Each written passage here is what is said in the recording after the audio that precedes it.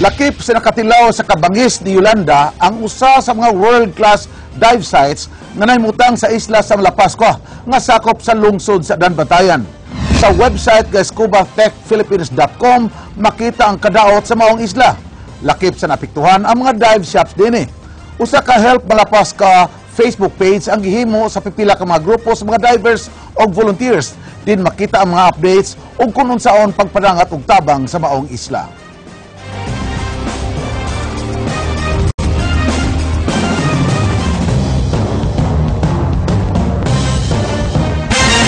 Lakip sad nga nakatagamtam sa kabangis ni Yolanda natong Biyernes ang lungsod sa San Remigio. Mga empleyado sa maong lungsod nagpunsisok sa usa ka pansayan aron motago gumikan sa kakusog sa hangin. Ano ang first-hand experience ni Jinky Bargio?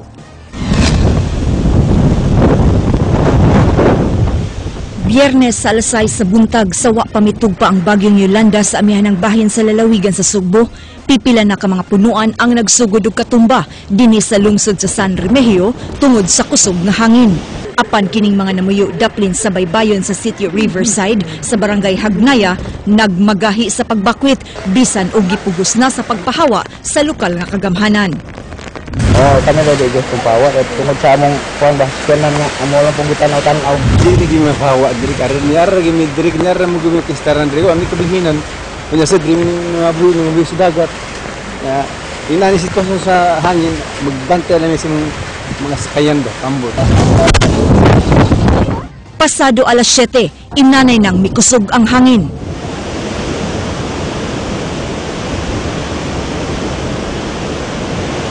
Nang lupad na ang mga atop.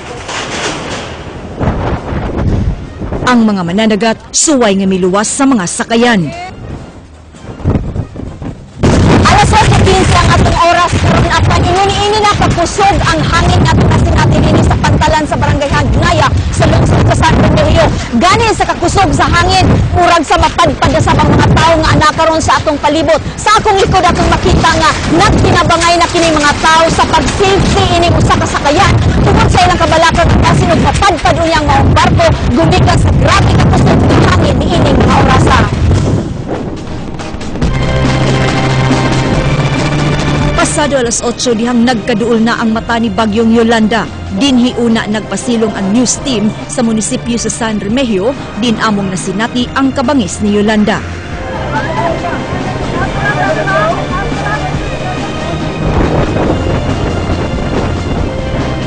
Nangahunlak ang kisame sa munisipyo. Nangabuak ang mga samin. Nangagusbat ang mga roll-up doors. Ug nanglupad ang mga plywood sa maong edipisyo. Tungod sa kahadlok sa mga empleyado sa munisipyo, nagpunsisok sila ni ining pansayan aron makapasilong. Lakip nga midotdot si San Remigio Mayor Mar Martinez. Kining duha ka piniriso sa San Remigio Police gibakwit sab sa female comfort room. Dulan sa duha ka oras nga gikuso-kuso ni Yolanda ang amihanang bahin sa Sugbo nga miresulta sa blackout. Way tubig ug walay power ang cell sites. Dihang hingpit ng milurang ang kusog na hangin, ingon niini na ang among nakitaan sa tibok palibot sa San Remigio.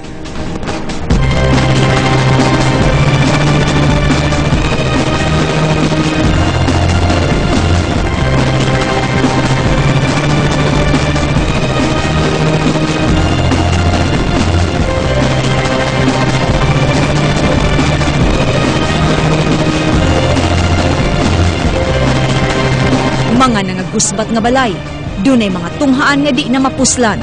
Nangatumba nga punuan sa kahoy ug poste sa kuryente nga mibabag sa kadalanan. Nangahapay nga kamaisan, katubhan ug kahumayan. Kining langyaw nga ato may bakasyon sa lugar miingon nga kini ang labing unang higayon nga nakasinati siya og bagyo. It was pretty scary. I've never experienced anything like it before. Coming from Canada, we don't have typhoons.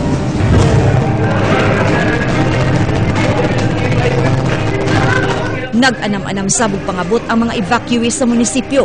Silang tanan, tapot lawas ang dala, samtang nagkurog kay pulos mga basa. Ang maong katalagman naghatod og usa ka dakong leksyon. Sa sunod mo kuan nami sa sunod mo bakwit nagini sa sunod jud kay magnapang giapoy bagyo pa nga. Nga akong gikuan kay nga ako laging mga anak lagi kay kanang Ganina kusog kaing uwang gid ganina nangakuan gid ang bahay gid taon, amuas ang bahay gid. Buot ang Ginoo siguro na pag-inulsol na sa itong nasa kay gikan sa linog, bagyo, baha.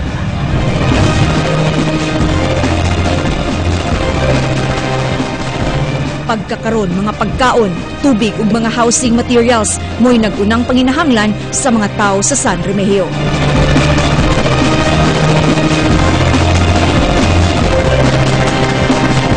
Jinky Barrio, News 5. Nasinati sab sa lungsod sa Medellin ang kadaot nga hatod ni Yolanda. King Perez, Sugin Limi. Dinhi sa dakbayan sa bugog sa lungsod sa Medellin, bisan asa kamutan-aw, tataw ang kadaot nga hatod sa bagyong Yolanda nga mihasi ni atong Biyernes. Matag dapit dunay nga bungkag nga mga panimay, nangalangkat nga mga atop, mga dili na mahitsurang matunghaan, nangabaling mga sangaw punuan sa kahoy nga nagkatag sa kadalanan. Sa pagkutlo ning maong balita, 11 na katawo ang kumpirmadong namatay sa dakbayan sa bugo. Samtang duha sa lungsod sa Medellin, gawas nga nawad-an sa ilang mga panimay, padayong giantos karon sa mga lumulupyo ang kagutom ug kauhaw. Wa pay labot niya na ang kangiog matag gabi ug walay klarong komunikasyon sa maong mga lugar. Dinhi sa Medellin Central School, nagpabilin gihapon ang pipila ka mga lumulupyo nga nawad-an og panimay. 4 ka pamilya ang nagsaw ining usa ka classroom, lakip sa ilang gisawan kining 3 ka kilong bugas ug 6 ka putos nga noodles alang sa ilang panihapon. Among ibati ka sa pagkakaroon ang tumang yung kasubo nga wa na gimi kapuy-an nga problema gyud kay kung saan mo pagbalik og bangon sa mga sa tagsa ka pinianan nga wa na gimi ka gasto sa mong balay nga amoy kapatugod gutro. Hinay-hinay nga gipanday ni Noy dito ang ilang nabungkag nga balay. Gusto niyang dunadayoy mapasilungan ng iyang pamilya ug malikayan nga makawat ang mga dapat sa iyang panimay. Mapasalamaton siya nga way na unsa sa iyang mga kabanay. Gingong dali silang namakwit uban sa iyang pamilya dihang ilang nahibawan nga signal number 4 ang Cebu. Gikabalak-an sab niini ang epekto sa ilang panginabuhian kay nadaot ang katubhan sa ilang lungsod. Isukista na yun. Umamurag, kami, ngayon panabang sa ikuan na kami sama nga. Grabe. Bisan pa nga mibalik na ang kahayag diri sa amihanang Sugbo, nagpabilin gihapong tataw ang kadaot nga namugna sa labing kusog nga bagyo ning tuiga. Nining mga panahuna walay laing dalangpan ang mga apektadong lumulupyo, kundili ang ilang mga lokal nga kagamhanan ug mga pribadong individual ug mga grupo na ilang gilantaw nga mutabang sa ilang kalisod. We haven't yet received any aid from the national government nor from the provincial government. Matod ni Mayor Ricardo Ramirez nga wala tagda ang iyang lungsod sa mga nagduma sa Kapitolyo ug sa national government. Gingong mibisita si Vice Governor Agnes Magpale ni atong Sabado, apan igo lang kining miingon nga dili grabe ang kadaot sa lungsod sa Medellin. Wa sab mihapit si Governor Junjun Davide sa maong lungsod.